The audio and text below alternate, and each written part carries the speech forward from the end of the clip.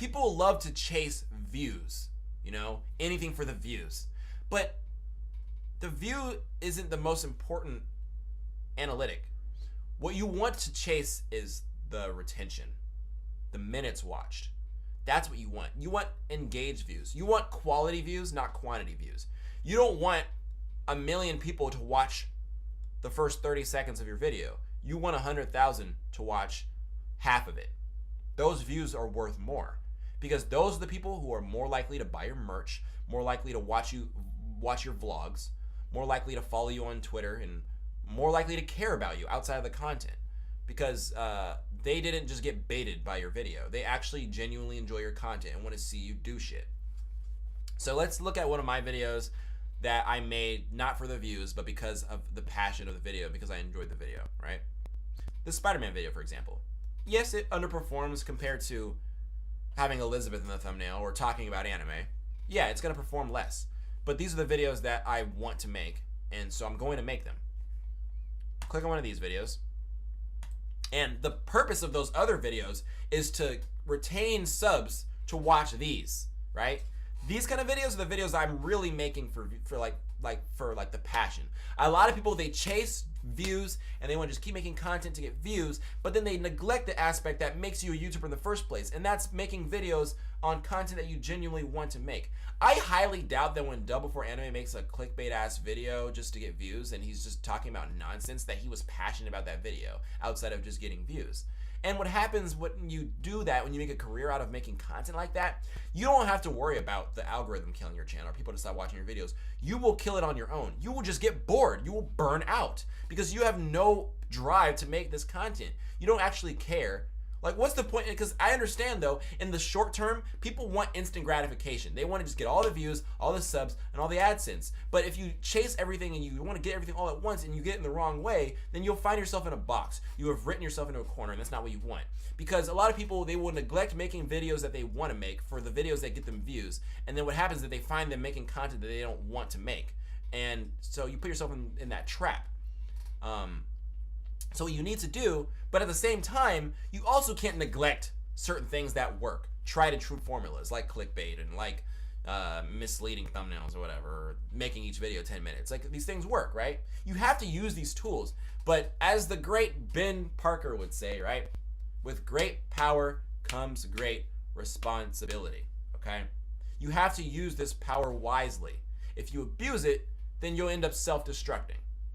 And what I mean by this is, if you just abuse the clickbait, abuse the making videos on Fortnite or whatever popular topics, and you make that your foundation, then suddenly you don't care about your content, and you lose the reason for being a YouTuber in the first place. So what you need to do is use that in moderation, and in between those videos, make content that you really are passionate about, that you really care about, so that energy is still there. And people will see, people can tell. Like, these videos have more engagement because the people who were watching these videos, they care more about me than the content itself. Like, even before I even go for Double for Anime as an example, let's go on to, well, actually, I think the live reactions and stuff are a bad example, but even those videos have really good engagement too. I don't know, let me see. Okay, so this actually is a good example. This Black Clover live reaction has 6.7 thousand likes, right? 158,000 views. Because the people who are liking, so probably the people in the stream, the people who are liking the video, those are you guys, right? All those views, though, are from people who aren't subscribed to my channel. They're not liking my videos. But a percentage of them become subscribers, and they do like the video. 6,000 likes, 158,000 views, right? We're going to break down some math for you guys. So any aspiring content creators, take notes.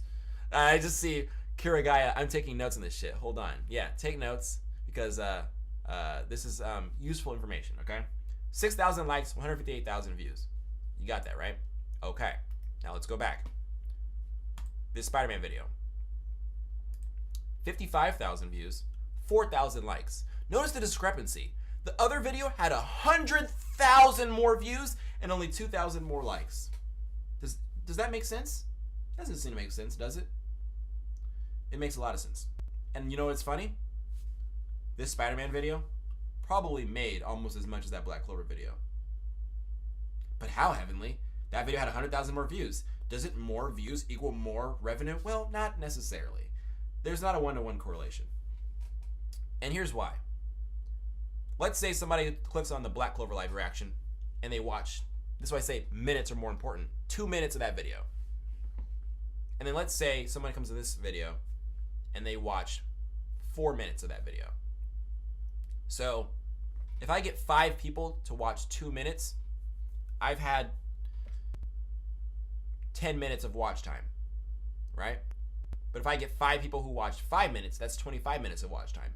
So even though I had the same amount of people watch the same video, one group watched another video way longer, and those views count as more. So technically, I actually got more views on the Spider-Man video because each of those views are worth more.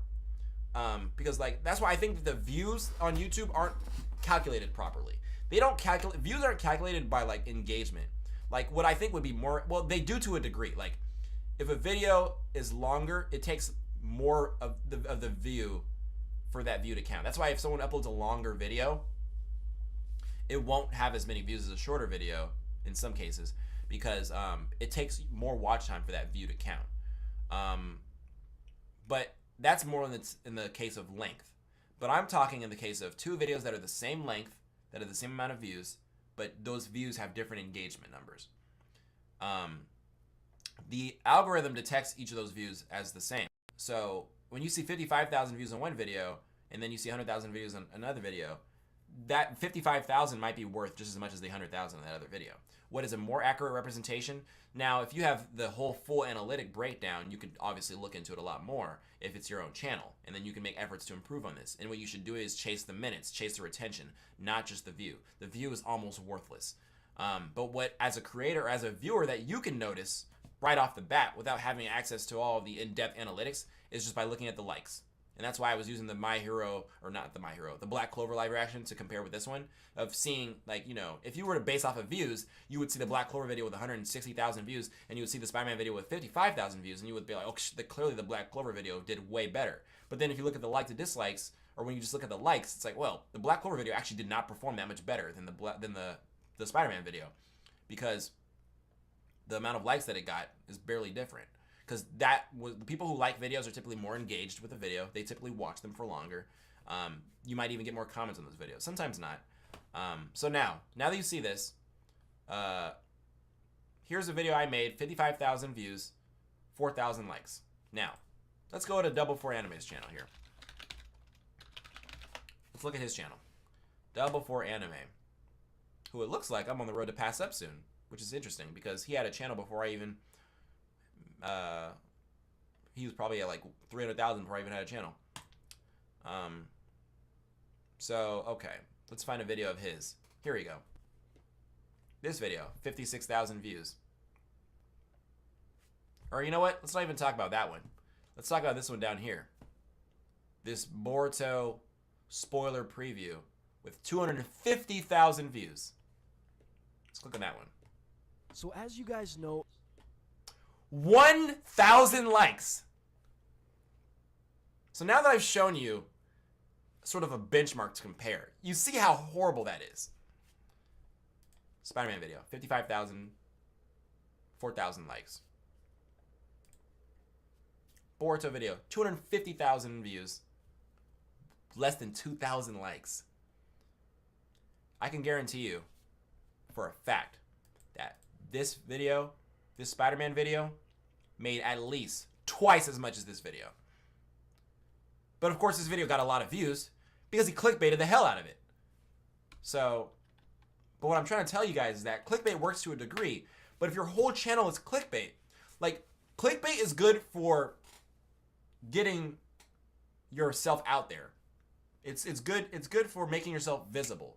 You'll get some subscribers for sure. Like you see, he has a good amount of subscribers, and you'll get a lot of views, but you won't retain those subscribers. They won't stick around in the long haul, and they're not gonna be very engaged. So sure, you can make some clickbait thumbnails here and there. And then also another thing that happens too is when you click on one of his videos, there's very little editing, there's very little substance. A lot of times he's talking about nothing. The video itself was an excuse to use the clickbait. Like, you have to look at clickbait, or not even just clickbait. Even like when I say like oh, when you make like a Fortnite video, and not make your whole channel based off that. When you use these tactics, you have to look at it, like I said, don't make it your foundation. It has to be icing on an already baked cake, right? If you can't make a cake out of clickbait and then expect people to eat it. You have to make a cake out of quality content and put some clickbait icing on the top. And that's what I feel like my videos are. Sure, there's a clickbait thumbnail, but then you click on it and you can see that there's 5 hours of editing put into this.